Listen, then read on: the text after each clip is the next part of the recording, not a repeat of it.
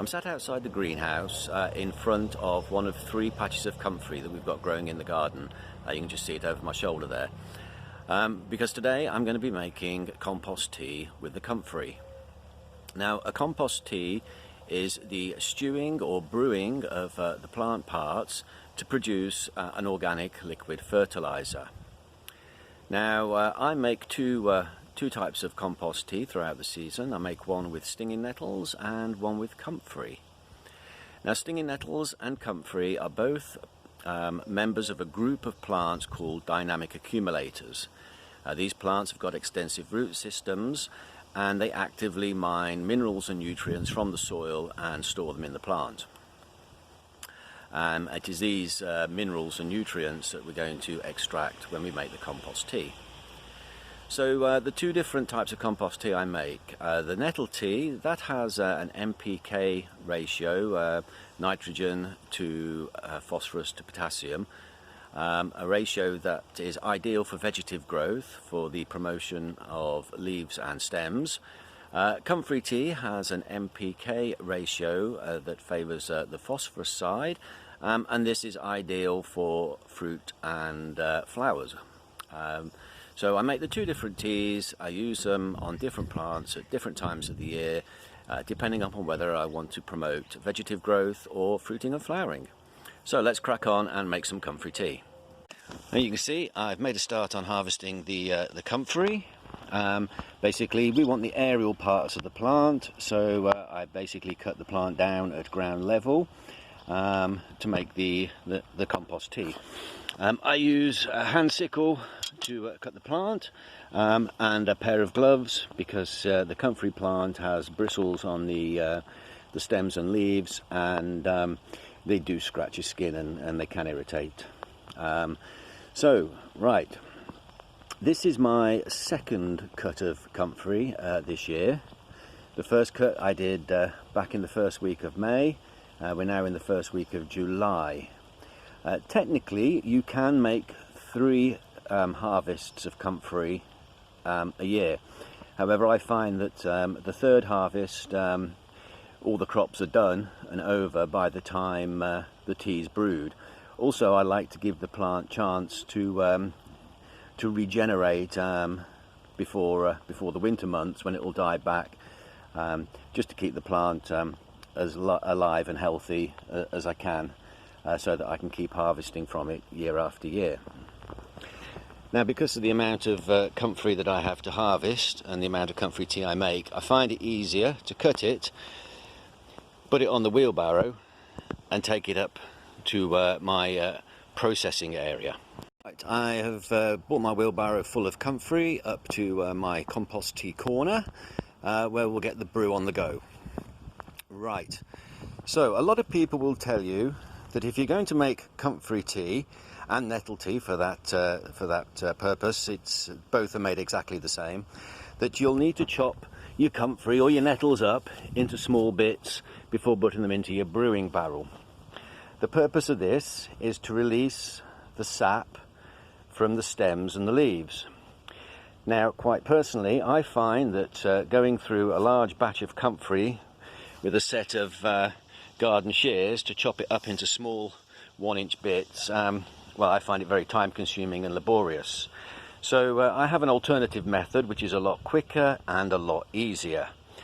I use this. Yes, it's a lump hammer.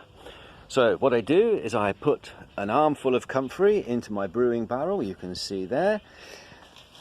I get the lump hammer and I crush it all up into the bottom of the barrel. Now, I find that this does exactly the same as chopping the leaves, but is done a lot quicker and a lot easier.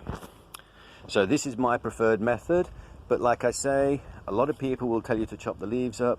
It's entirely up to you. The one thing that I have learned about gardening is there are no rules of gardening, and there's no right and no wrong way to do anything. This is my preferred method, mainly because I can process all the comfrey that I need in around about an hour, whereas if I do the chopping up method, that can take 3 or 4 hours to achieve the same results. So that's 3 wheelbarrows of comfrey in the brewing barrel, all of it crushed with the sledgehammer to break all the stems, bruise all the leaves. Now at this point we've got 2 options. We can cover it with water and leave it for 6 weeks to make our comfrey tea, or we can just put the lid on it as it is, leave it for 8 weeks, and then we get our comfrey tea. There's no right, no wrong, as I said earlier. I mean, it's entirely up to you how you want to proceed. If you do add water, you add enough water to just cover the leaves. You'll need to add weights on the top of the leaves to keep them submerged. And the liquid fertilizer that you end up with will then need to be watered down 3 to 1. So that's 3 parts water to 1 part liquid fertilizer. Now, as I say, I prefer not to add any water. I just allow it to stew in its own juices for 8 weeks. So let's put the lid on. Right, there we go, that's the lid on. And in true Blue Peter fashion, here's one I made earlier. So this is the comfrey tea after 8 weeks. And as you can see, the stems and the leaves have rotten down, and you know, there's a good amount of liquid in there. So now it's time to decant this and get it into canisters so that I can use it as fertilizer.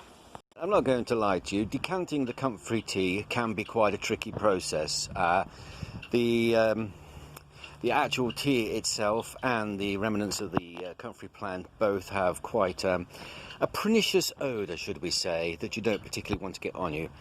So the easiest way I find is to put the barrel into a wheelbarrow.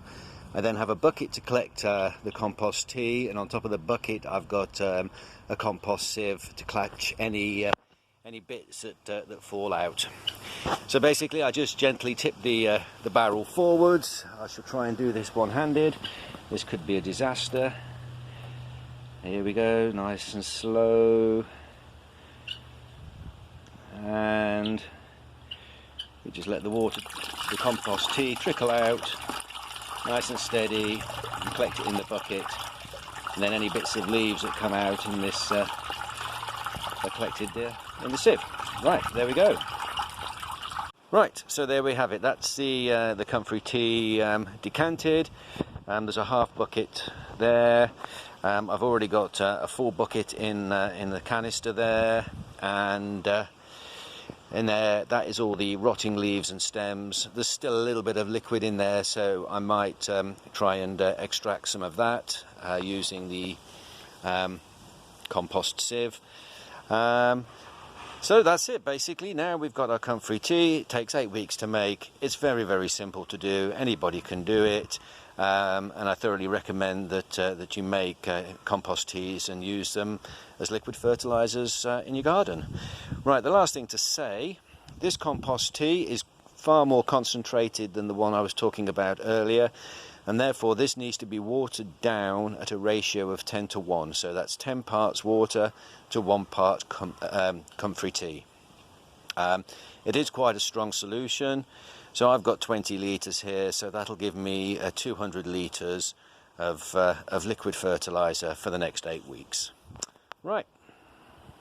I actually forgot to say that I use these canisters. They're anti-glug canisters, food safe, etc, etc, etc, and we actually sell them on the farm. So I just thought I might as well give the canister side of the business a blatant plug.